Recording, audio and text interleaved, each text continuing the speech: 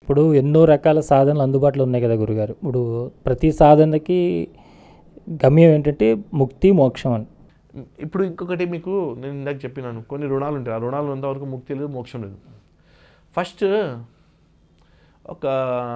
ఈ ముక్తి అనేది ఎందుకు, మోక్షం ఇప్పుడు చాలామంది అంటారు, గురుగారు నాకు ముక్తి దొరకాలి, నాకు మోక్షం గారు.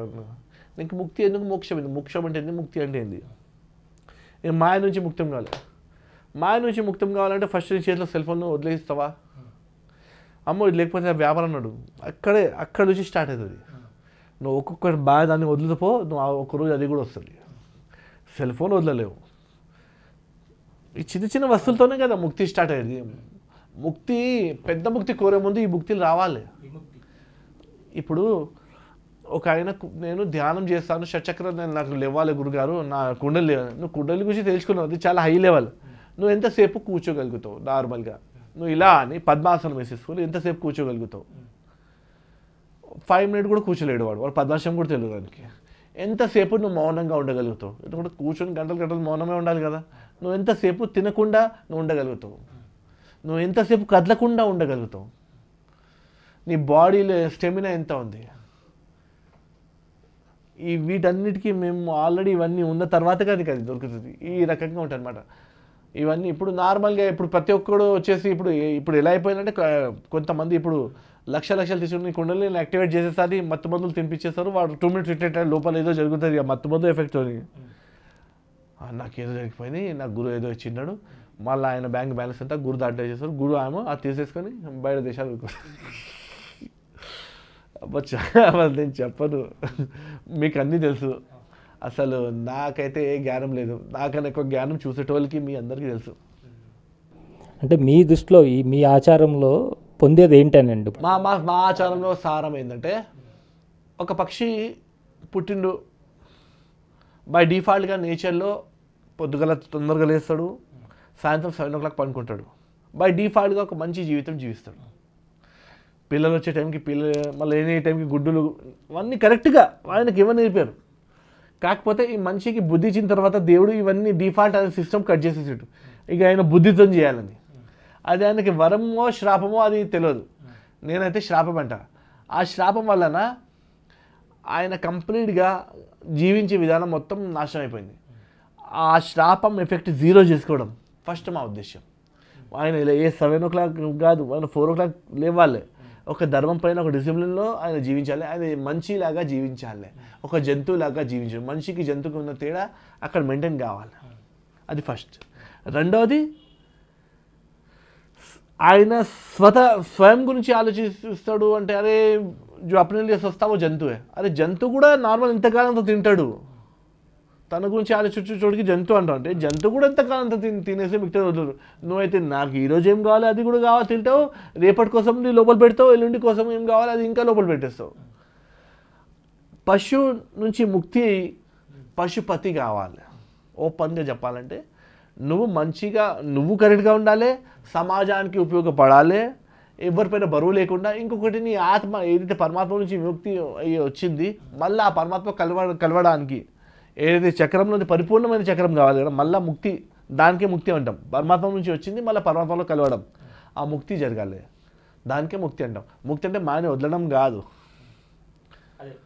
ఏదైతే పరమాత్మకి నీకు మధ్యలో ఉన్నదంతా మాయనే. ఎవరైనా కానీ పరమాత్మని కూడా అక్కడ మధ్యలో నిలబడారు అంటే ఆయన కూడా మాయనే ఆ టైంకి, ఆ సిచ్యువేషన్కి. అంటే ఇప్పుడు మన దగ్గర మరి ఇన్ని రకాల సాంప్రదాయాలు, ఇంతమంది అఘోరీలు, నాగసాధువులు, ఇలా ఇన్ని రకాలు ఉన్నారు కదండి.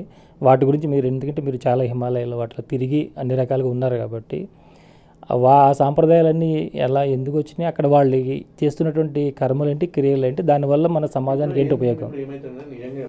దీని ఎఫెక్ట్ అక్కడ కూడా పడింది. ఇప్పుడు ఇక్కడ నుంచి చాలా మంది అక్కడ పోయి హిమాలయాల్లో సాధన చేస్తున్నారు, లేదు. కాకపోతే ఒక టైంలో, ఏ టైంకి హిమాలయాలు ఇంతకు ముందు ఒక 400 years కింద ఎవరైతే హిమాలయాలు పోతుంటే వాళ్ళకి తెలుసు నిస్వార్థ భావంగా మనం ఈ సాధన మనం స్వార్థంలో ఉండేది చేయొద్దు, నిస్వార్థంగా చేయాలి, ఇంకా మన దాని తర్వాత పబ్లిక్కి సేవ చేయాలి, ఆ భావాలు చేస్తుండే. కాకపోతే ఇప్పుడు ఈ యొక్క ఎఫెక్ట్, ఈ లోకం ఎఫెక్ట్ ఈ 200-300 ఇయర్స్లో మన దేశంలో జరిగిన మూలాన హిమాలయాలో పోయే వాళ్ళందరూ కూడా ఈ మనుషులే కదా అక్కడ పోయేది. ఆ సైకాలజీలో అక్కడ స్వార్థం, అక్కడ కూడా బంగ్లాలు బిల్డింగ్లు తయారు చేయడం. ఇప్పుడు ఎలా అయిపోయిందంటే నేను చాలా మాటకు చూస్తున్నాను.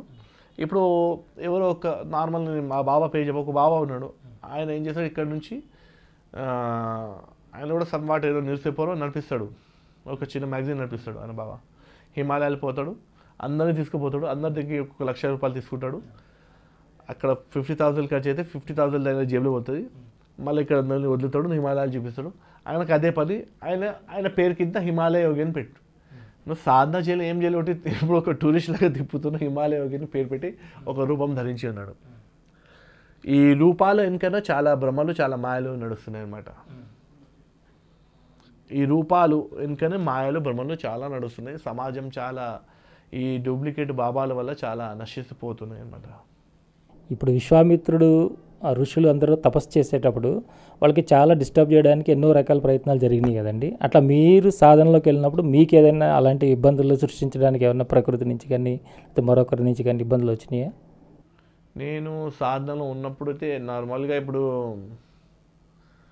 డెఫినెట్లీ మన లోపల ఉన్న వేవ్స్ ఉంటాయండి, వాటిని అప్సర రంభా ఋషి మెయిన్గా అంటే అది ఒక నిజంగా ఒక నాది వచ్చి డ్యాన్స్ చేయదు, మీ లోపల వేవ్స్ ఉంటాయి అన్నమాట. మీ మనసు ఆ వేవ్స్ని ఫైట్ చేస్తూ ముందు పోవాలి.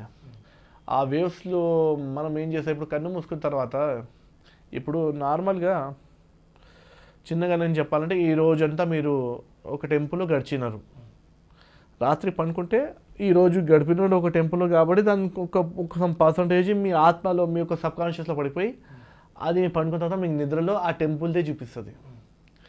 అలాగే మీరు ఒక 2-3 మంత్స్ ఒక వేరే ఊళ్ళో వెళ్ళిపోండి, మళ్ళీ ఇమీడియట్గా హైదరాబాద్ రండి. కానీ హైదరాబాద్లో ఒక 2-3 రోజుల కళ్ళ వరకు ఆ ఊళ్ళో వాళ్ళు వస్తారు. ఇప్పుడు మీ కళలో మీ ఫ్యామిలీ వాళ్ళు వస్తారా, పక్క వాళ్ళ ఫ్యామిలీ వాళ్ళు వస్తారా? మీ ఫ్యామిలీ వాళ్ళు వస్తారు, ఎందుకంటే వాళ్ళ మధ్యలో మీరు ఉంటారు కాబట్టి ఆ ఎఫెక్ట్ మీ సబ్కాన్షియస్లో ఉంటుంది. కాకపోతే ఈ సబ్కాన్షియస్ తర్వాత ఇన్నర్ కాన్షియస్, సుప్రీం కాన్షియస్, ఇలా ఇంకా చాలా లోతులో మన దగ్గర సాధనలో ఉంటుంది అనమాట. సుప్రీం కాన్షియస్ వరకు ఉంటుంది, హై లెవెల్ కాన్షియస్ వరకు. అయితే ఈ జగత్లో మనం పుట్టిన దాన్ని పట్టేసి నాలో ఏమేమి వికృతులు ఉన్నాయి, ఇవి మల్టిప్లికేషన్ జరుగుతాయి అక్కడ. అది మల్టిప్లికేషన్ లోపల మల్టిప్లికేషన్ ఉంటుంది, 3 times 4 times 5 times వరకు ఉంటుంది. అవి డిస్టర్బ్ చేస్తాయి.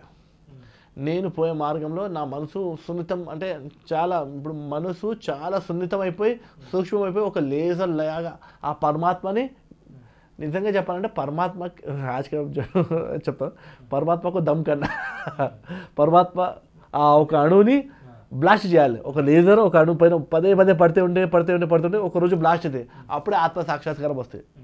అలా ఆ లేజర్ ఫామ్ అవ్వడానికే ఇవన్నీ మధ్యలో డిస్టర్బెన్స్ ఫామ్ అవుతాయి అన్నమాట, మీ ఏకాగ్ర శక్తి పరిపూర్ణంగా కావడానికి. అప్పటి వరకు మీకు మీ ప్రారంభ కర్మాలు ఏమేమి ఉన్నాయి అవన్నీ అక్కడ మీకు డిస్టర్బ్ చేస్తాయి.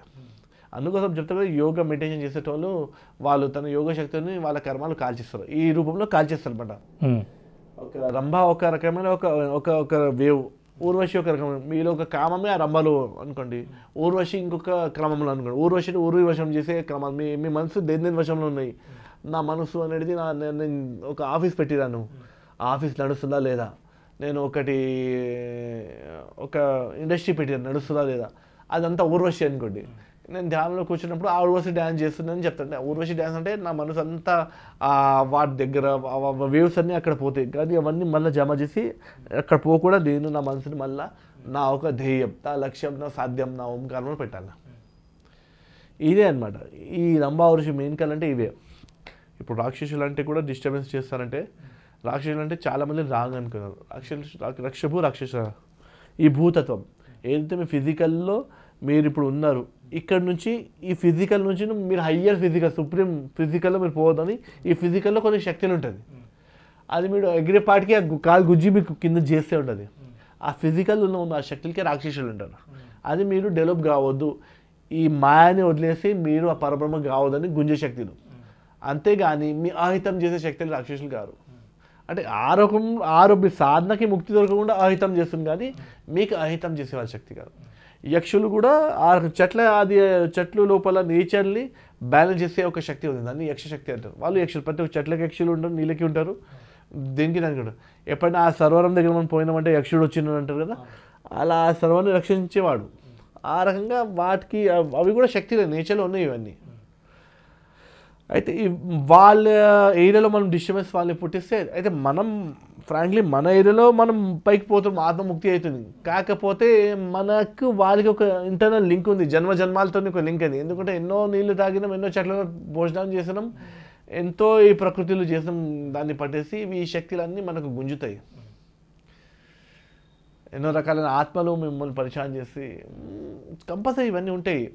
ఇది నేను ఎక్స్ప్లెయిన్ చేయలేను, మనం దానిలో దిగిన తర్వాత వచ్చే అనుభూతిని పట్టేసి మాకు అర్థమవుతుంది. ఇప్పుడు మీరు సాధన చేసేటప్పుడు ఓకే రైట్, మీ ఇప్పుడు ఈ స్టేజ్లో నాకు అర్థమవుతుంది.